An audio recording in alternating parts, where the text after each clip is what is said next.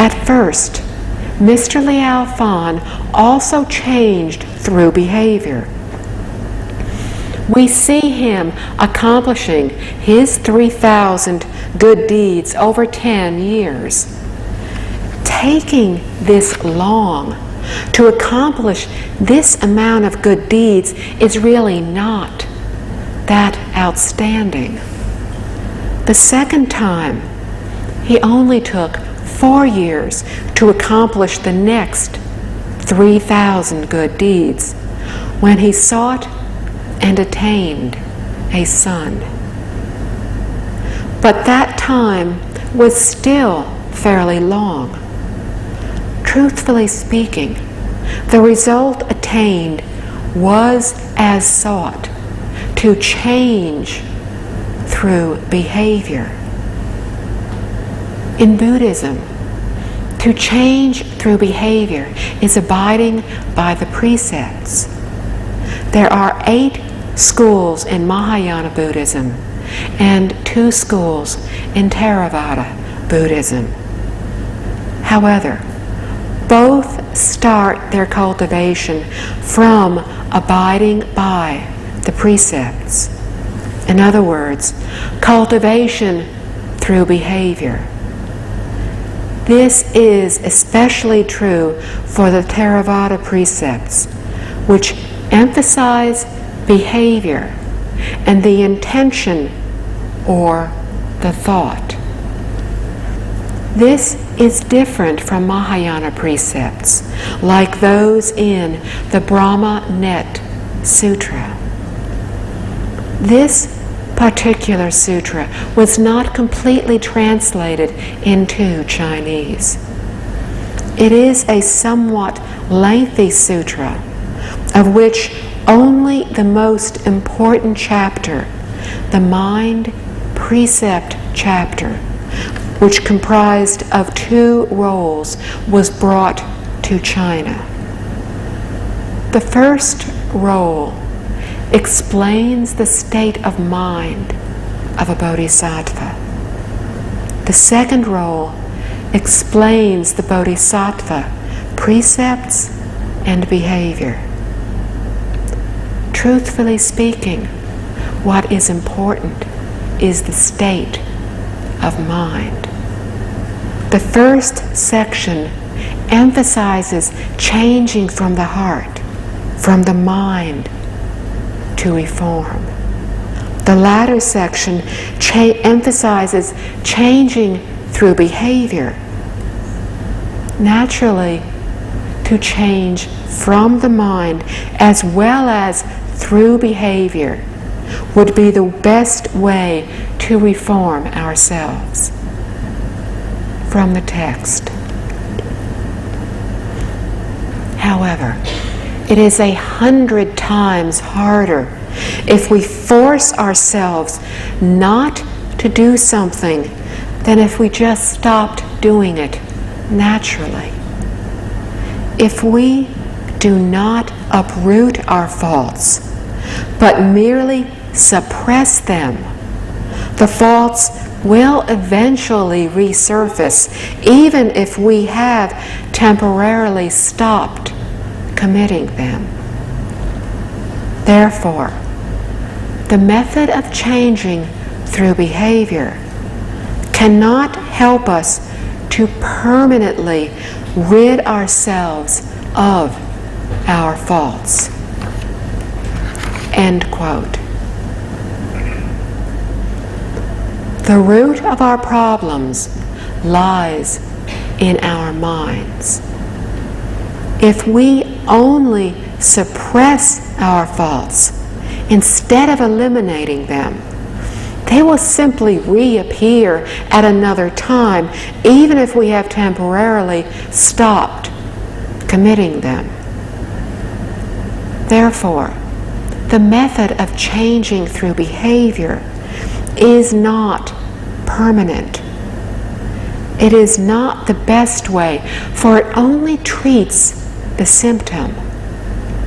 It is treating the head when we have a headache, treating the foot when our foot has pain. This leaves the root problem intact, not uprooted and eradicated. In other words, the behavior may seem all right, but the mind remains polluted. The outside seems all right, but within is not. From the text. We can try to reform by refraining from wrongdoings, by understanding the reason and principle behind why we should not do something.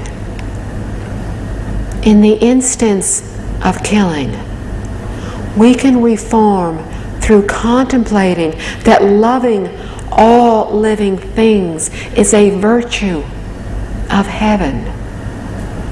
All living beings love life and are afraid to die.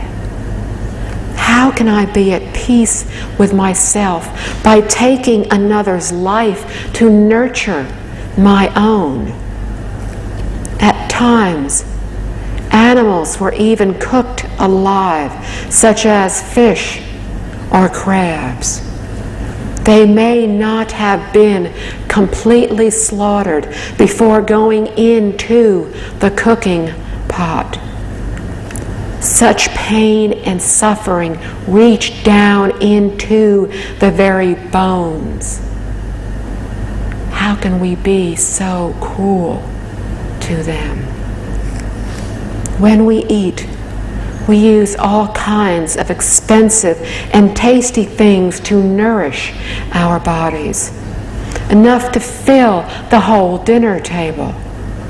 But once the meal is done, even the best delicacies will become body waste and be excreted. The result of our killing accomplishes nothing. Consuming vegetarian foods can fill and nourish us just as well. Why let our stomach become a graveyard and reduce our good fortune through the violation of killing? End quote. Here Mr. Liao talks of changing through reasoning. We want to know the true reality, to think of its principles, its logic. Then we will naturally no longer have the heart to eat the flesh of another sentient being. Before, we were not clear on the reasoning and tried to do something very grudgingly. Trying to force ourselves to do something is extremely difficult. We will not be happy or willing and can end up painfully struggling with ourselves. Once we understand the principles, the logic, the reasoning, we can reconcile these problems. Thus, we need to constantly bear in mind that loving all things is a virtue of heaven. It is natural for us to do so. Especially now, even scientists are coming to understand this. Today, we speak of the natural ecological balance. This is the same as loving all living beings. Our ecological system is naturally balanced. If this balance is destroyed, all sentient beings in this world will suffer the consequences. Therefore, those who are wise will do nothing that will result in destroying our ecological system.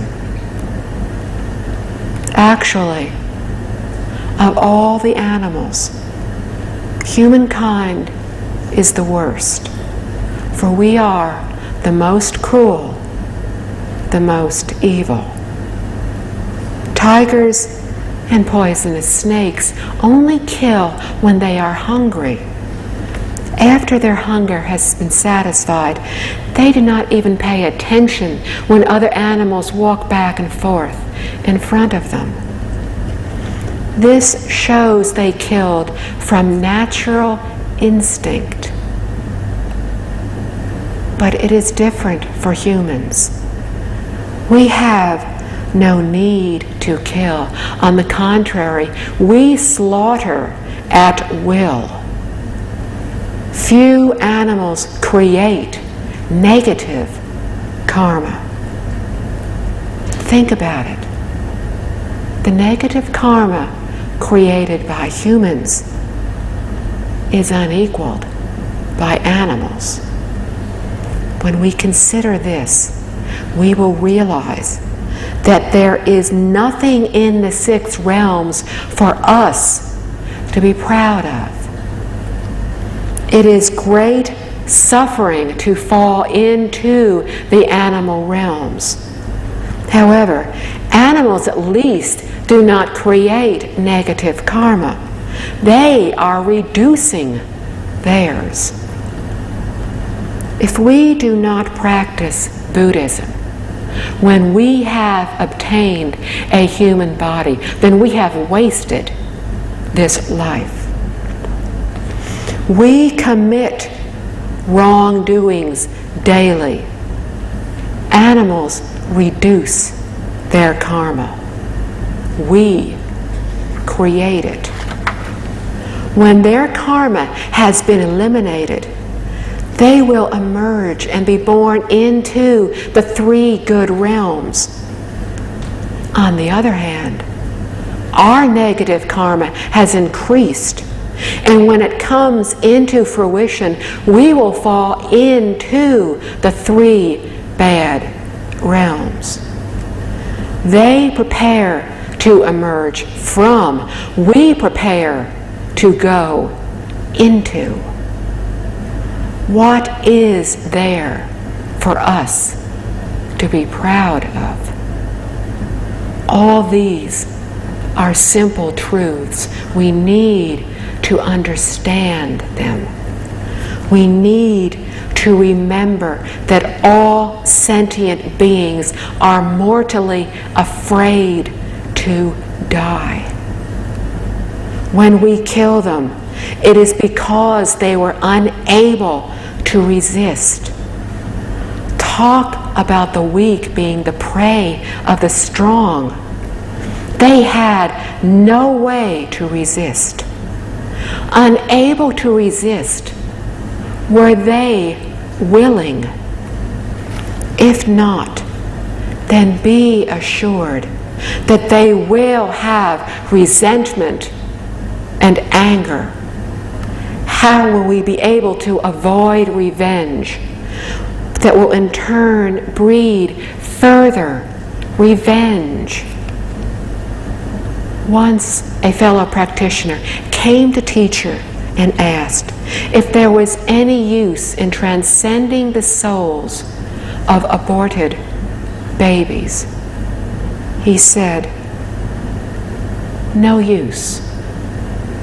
You think transcending them will change anything? Will solve things?" The practitioner asked, "But if the child was born deformed or retarded, would it not undergo much suffering? Would it not be better to abort it?" Teacher replied, "We need to understand that bearing a deformed or retarded baby is bearing one who has come to demand payment of a debt. You owe a debt. By aborting the baby, are you not only allowing the debt not to be claimed, but you have killed him or her? In other words, the debt you owed in the past has now become magnified. In a future life, it will be terrible. Right now, scientists only see what is right in front of us. They do not know of cause and effect of the next lifetime. Cause and effect are connected in the 3 times of the past, present, and future. This is a terrible offense. The practitioner persisted, but the baby has yet to take shape. There have only been 2 to 3 weeks of gestation. Teacher said, no. When it comes to reincarnation, it has nothing to do with taking shape or not. Once it has reincarnated, it has found you. You have this affinity with it from the past. Whether it is repaying a gratitude or a grievance, demanding payment of a debt or repaying a debt. If the baby had come to repay a gratitude and you killed it, you would be returning kindness with ingratitude. It would become your enemy in the future. Perhaps it was a filial child, virtuous grandchild, come to repay kindness, but by killing, you have turned the baby into a mortal enemy. This is terrible. You are trying to accomplish a little merit by spending a small amount of money, thinking you can transcend this baby by erecting a plaque. Nothing is this easy. You are deceiving yourself. This is not the truth. Therefore, if everyone could just see that past cause and the resultant effort, it would be terrifying. We have to be careful. We have to understand the principles, have to know the true reality. It is a grave transgression to kill or to harm another sentient being, to nurture ourselves.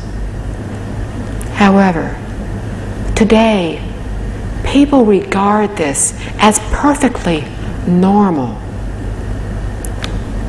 Some religions even think that these animals were creations of a God given to them to eat. If these sentient beings were intended for us to eat, then would we not question whether God truly had the virtue of loving all living beings? This is wrong thinking, which leads us to commit many serious transgressions. And we do not even know how wrong they are.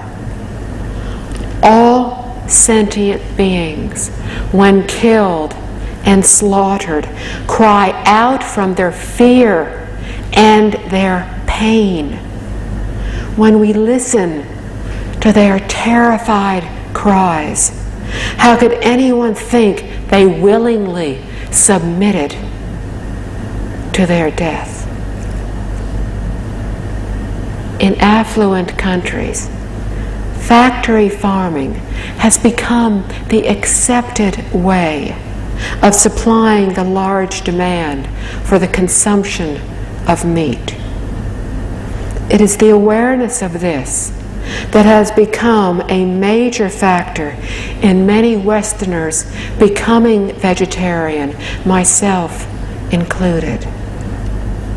Most people have an image of animals on a farm, gracefully grazing peacefully in sun-drenched meadows, where there is an abundant supply of grass, space, and water. This is a dream from the past. It is not the reality of the factory farm today.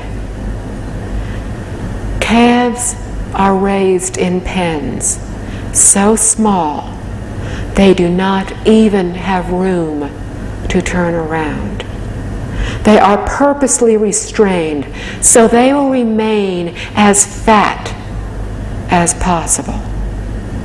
They are slaughtered when they are only a few months old, when their flesh tastes the best. Geese are fattened by being force-fed with a tube thrust down their throat as the food is pumped into their stomachs. In the process, their throats can become ruptured, and the suffering is immeasurable. Chickens are raised in pens made of wire mesh.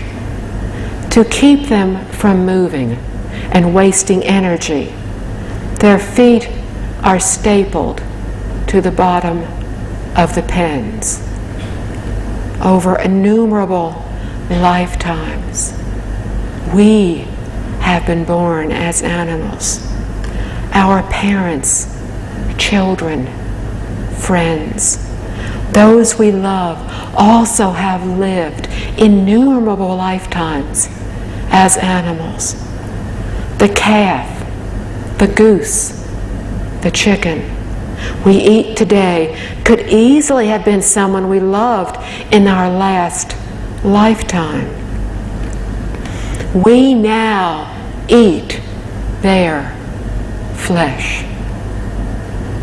It is stated in the sutras, a human dies and becomes a sheep. A sheep dies and becomes a human.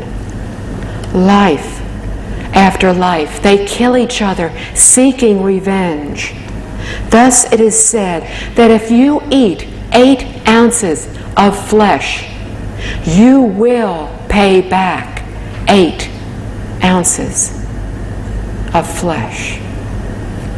A debt of money must be repaid in cash, and a life owed must be repaid in kind.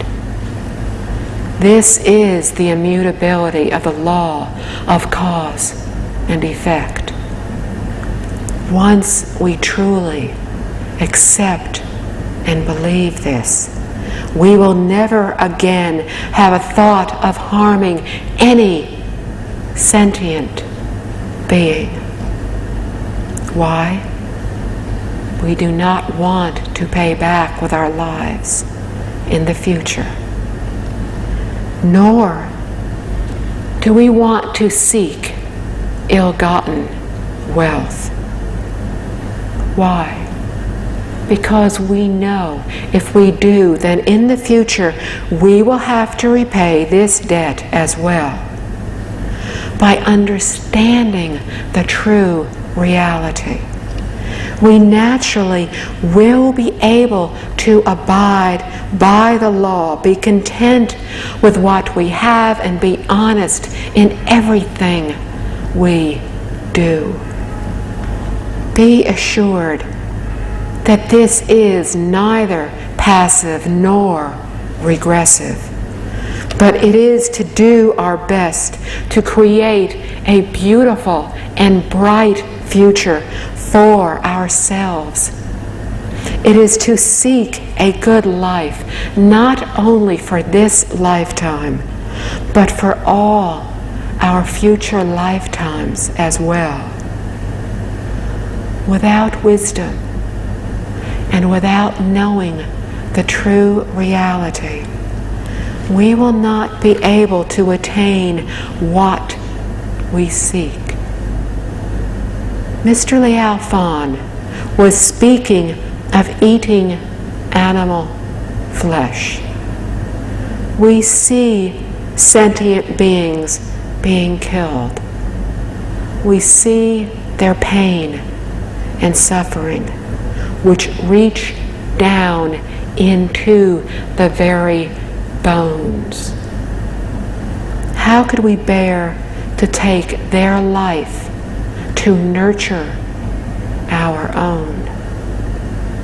Besides, once we have finished eating, even the most delicious foods will become body waste. People long for delicacies, long for food that tastes good. But no matter how we cook it, the only thing that will know and enjoy the taste is our tongue. Nothing after that, just for a few seconds of enjoyment. We have killed countless sentient beings, have committed innumerable transgressions. Eating vegetarian foods can be just as fulfilling and nourishing. Some say that vegetarian food is not nutritious. Actually, many vegetarians have lived long and healthy lives. Many monks and nuns became vegetarians when they were very small and are very strong and healthy now. How can we say it is not healthy to be a vegetarian? All these are incorrect ideas. When we take the life of another sentient being and eat their flesh to nurture ourselves, we not only make enemies and incur their hatred for us, but we also reduce our own good fortune. A truly intelligent person would never do this. From the text. Think again of all the living beings with flesh and blood. Like us, they have a consciousness since they possess self-awareness. They and we are one entity. We can cultivate virtue and allow these living beings to respect and feel safe around us. How can we continue to harm them and make them hate us? If we think about it, we will naturally feel sorrow for these animals and be unable to swallow their flesh. End quote. All living creatures not only possess life, but have self-awareness. They are no different from us. From this segment of the text, it is logical to assume that Mr. Liao Fan's family have become vegetarians, for they understand the reasoning and they now know the true reality. Nowadays, there are still some people that have the wrong ideas, thinking that adults can become vegetarians, but that it is not safe for children to do so. This thinking is incorrect. Actually, this is akin to thinking that the children might not have enough karmic obstacles, might have too few mortal enemies, so we should help them incur more mortal foes. This is what it amounts to. If we explain this to them, not only do they not believe, but they criticize, saying that we are out of touch, that we are ignorant of science and nutrition. In fact, this is not the case at all. They are mistaken. It is best to be awakened as early as possible. The younger children are, in becoming vegetarian, the better off they will be. It will help them to build a solid foundation of good fortune and merit. As the Infinite Life Sutra and the Sutra of Good Fortunes and Misfortunes said, the ancestors were ignorant. The ancestors here are the elder generations. They have no wisdom. Thus, they lead us to unwittingly commit transgressions, creating much negative karma. Simply put, this matter is appalling, for the offense is indeed serious.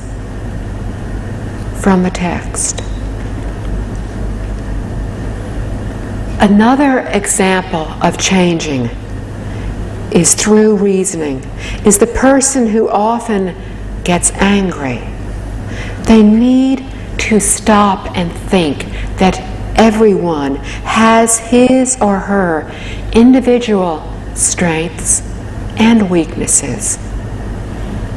According to my reasoning, if I touched on someone else's weakness, I should feel sorry for that weakness and forgive any shortcomings. If someone offends me for no reason at all, then it is that person's problem and has nothing to do with me. There is no reason for me to get angry. End quote. In the past, we tended to lose our tempers, to have the mind of anger. We would do well to sincerely reflect within, remembering that we are only humans, that we all have our faults. Other people have faults, so do we. If we cannot forgive their shortcomings, how can we expect them to forgive ours? When we think about this, we will no longer condemn them for their weaknesses, but we will feel sorry for them. People only make mistakes due to their ignorance, their foolishness. They do not yet have the ability to distinguish between true and false, proper and deviated, harmful and beneficial. Thus, they cannot correct themselves, cannot end their erroneous ways, and cultivate kindness.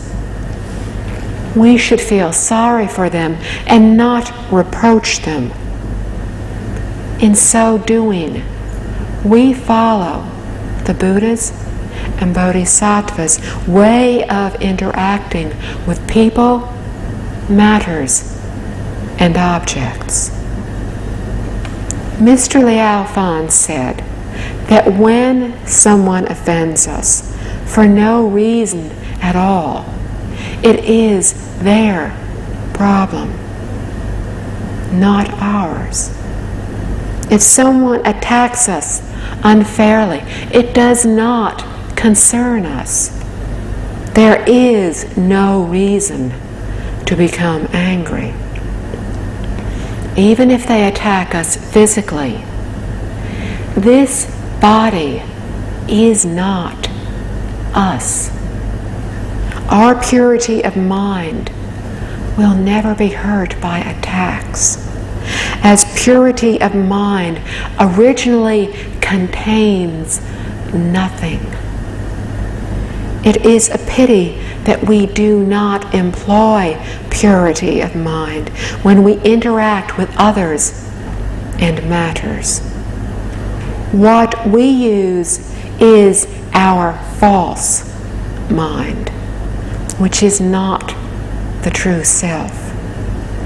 What Buddhism seeks is our original self before we were born to our parents. The original self is the true mind, the pure mind, which does not give rise to wandering thoughts. The external environment will not affect the pure mind. It does not concern us, so why let it bother us? Why should we be so attached to it? Once we sever all discriminatory thoughts, attachments, wandering thoughts, think about it. What is there to concern us? Thus, there is no reason for us to get angry. All these observations are from the aspect of reasoning. That thus it is said to have achieved perfect peace of mind through reasoning. By understanding the reasoning, our minds will be settled, no longer affected by the external environment. Regardless of what happens on the outside, that which is within will remain calm. In the midst of favorable conditions, we do not give rise to the heart of greed. In the midst of unfavorable conditions, we do not give rise to the heart of anger. Regardless of the circumstances, we are able to maintain our mind of purity, equality, and compassion to genuinely reform ourselves. From the text. I also think that there is not a great person who thinks that he or she is always right. There is not a truly learned person who blames their faults on others. Therefore, when things do not go the way we wish, it is because we have not cultivated our virtues and morals and have not accumulated enough merits to move others. We should always reflect upon ourselves first and see whether we have mistreated others. In so doing, criticism can actually become a training ground to refine our character and to strengthen our abilities. Therefore, We should be very glad to accept someone else's criticisms and teachings.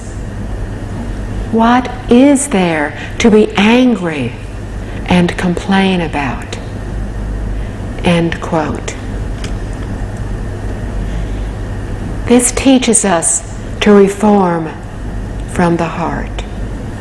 And this is the best way to change.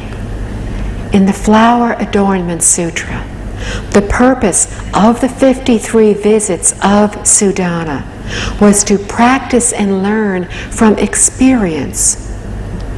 It is to cultivate and reform from the mind. Therefore, we need to earnestly reflect upon ourselves. I also think that there is not a great person who thinks that he or she is always right. In Buddhism, Buddhas are great persons and bodhisattvas are heroes. They stand out among others. They do what others cannot do. Thus, Buddhist main halls are called the Grand Hall of Great Heroes. What ordinary people are unable to do, to regret and reform, the Buddhas do. Buddhas are able to correct all errors. Thus, they are great heroes. Therefore, there is not a self-righteous Buddha or Bodhisattva. There is not a great sage or virtuous person who is not humble, who is not patient, who is not agreeable. Humility and respect are a revelation of our virtuous nature. A truly learned person would never blame others or the heavens. Knowledge and good conduct are wisdom. It is revealed from our true nature, whether it is Buddhism or Confucian teachings. The wisdom spoken of in Confucianism also arises from our self-nature. Thus it is called the sincere and honest mind. Sincerity is the true mind. It flows from the sincere mind. It is wisdom. It is called knowledge and good conduct. Therefore, a learned, wise person will never blame others or the heavens for their misfortunes. Therefore, one who complains about others is not a genuine, learned person. When things do not go the way we want, it is because we have not done enough to cultivate our morals and virtues. We have not accumulated enough merits to touch others. When we do not succeed in our undertakings, when in everyday life our speech and behavior are criticized or slandered by others, and things are not going our way, we do not want to blame those who criticize us. Instead, we would do well to reflect within, to understand that this is because we have not yet achieved in our cultivation of virtues and morals. And this is why we are unable to touch them. Therefore, we need to look within first and see if we have mistreated others. When people verbally abuse us, criticize us, slander us, we accept it. Not only will we not have thoughts of vengeance, but also we will have a grateful heart. Why? They have provided us with invaluable assistance, which can help us to reflect within, to correct the mistakes if we have them, to guard against them if we do not. If we are not at fault, we do not blame them. If we are at fault, then we correct our mistakes immediately. Sudana adopted this method when visiting his 53 spiritual guides to completely correct all of his faults and to eventually become a Buddha.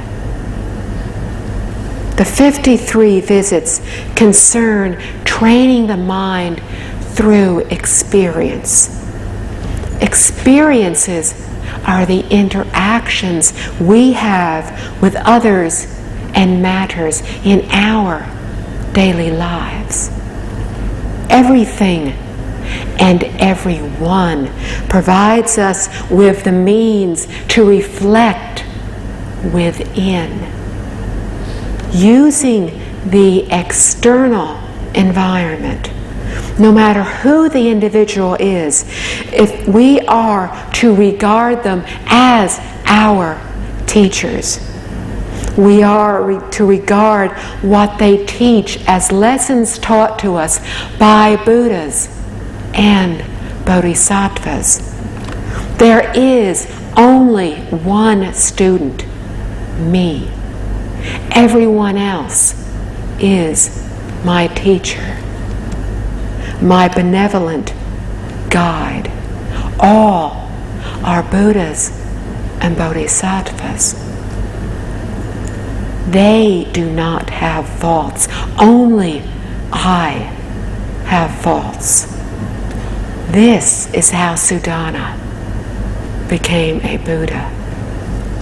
When we read in the Flower Adornment Sutra, Sudana did not change into another body. He became a Buddha in his own body. He started as an ordinary person and continued until he reached the ultimate perfect enlightenment in one lifetime. And if we learn this ability, this method, then we too are assured of becoming a Buddha in this body, in this lifetime.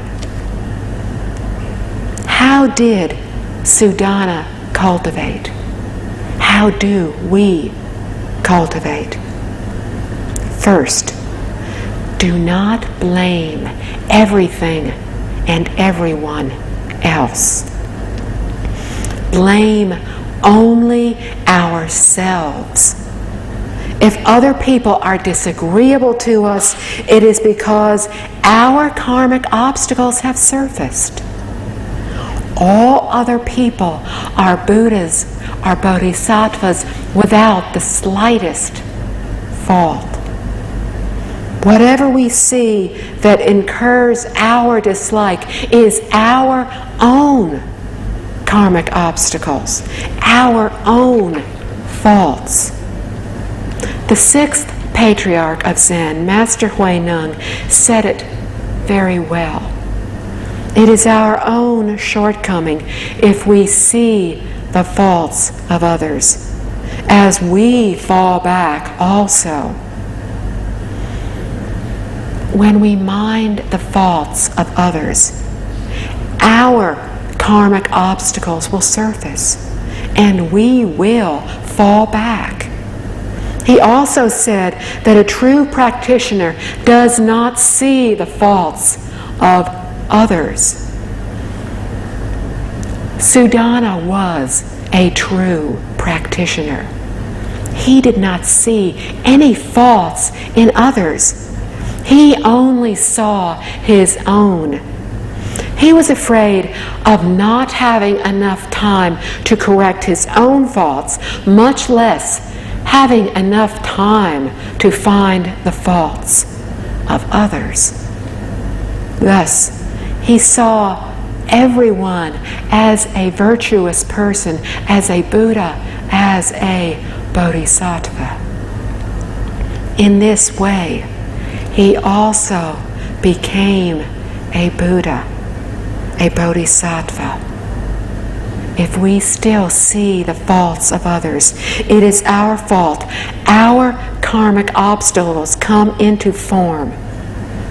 In the eyes of a Buddha, everyone is a Buddha. In the eyes of ordinary beings, even Buddhas and Bodhisattvas are ordinary beings. Criticism can be a good thing. It is not easy for us to discover our faults, even when we try to. When others find them and tell us about them, it will save us a great deal of trouble. Therefore, we should be very glad to accept someone else's criticism, as this is our training ground to refine our character and to fulfill our goals. They have come to help us, to be our benevolent teachers. We simply need to adopt this method of thinking in this way. We will see that there is nothing to be angry about, nothing to complain about. How can we be angry? How can we not accept? How can we give rise to the heart of revenge? This is too great an offense. They are our true benefactors, and we want to repay them with reprisals. This is a major offense. When the Chinese speak of filial piety, we are reminded of Emperor Shun, who lived over 4,000 years ago. In Chinese history, everyone recognizes him as the model of filial piety, able to move heaven and earth. Who helped him to achieve this? His parents and half-brother. After his mother died, Shun's father remarried. When his stepmother mistreated him, his father went along with her. Years later, when his half-brother grew up, he also mistreated Shun. Consequently, 3 people mistreated him. They even tried to kill him. He did not change his gentle heart, but constantly reflected, why can I not make my parents and brother happy? He regarded their actions as his own faults, for he did not see the faults of others. Every day he reflected on his own faults, on how to regret and correct them. In the end, he finally influenced and reformed his whole family. He did not try to run away from home. He did not think of revenge. When Emperor Liao learned of Shun, he chose him as his successor. For if Shun was capable of influencing his family, he was capable of influencing the country. When we want to reform ourselves, we need to have the three hearts of shame, fear, and courageous determination. To have a shameful heart is self-awakening. To have a respectful heart is to be conscience-stricken. Only when we have both of these will we give rise to a courageous, determined heart. Once we have these three hearts, we will immediately begin to correct our faults. There are three methods of practice to help us in correcting our faults. The first is changing through behavior. The second, changing through reasoning. And the third, changing from the heart. Changing through behavior is to find our every fault and then to vow not to commit it again. For example, if we killed living beings in the past, we vow never to kill another living being. If we became angry and yelled at others in the past, we vow never to again become angry. But this is the most difficult way to change, because it does not treat the problem. It only treats the symptom. And even if we currently stop committing the fault by consciously not repeating it, as soon as we relax, the fault will again resurface. So while this method can temporarily correct our faults, it is not a permanent solution. The second method is changing through reasoning. In the example, it is understood that all living beings fear death. Mr. Liao particularly emphasized the futility and cruelty of taking another life to nourish our own. Of all animals, humankind is by far the cruelest. We kill for sport, comfort, and food that we really do not need. We slaughter others at will. Another example is anger. There really is no logical reason for us to become angry. When we understand why we commit wrongdoings, we will be much more likely to refrain from committing them in the future. And then we will begin to practice more good deeds. And this is the way we change our lives. And this is the way we will be able to touch others, so that they too may learn how to change their lives and change their destiny. Amitofo. Thank you.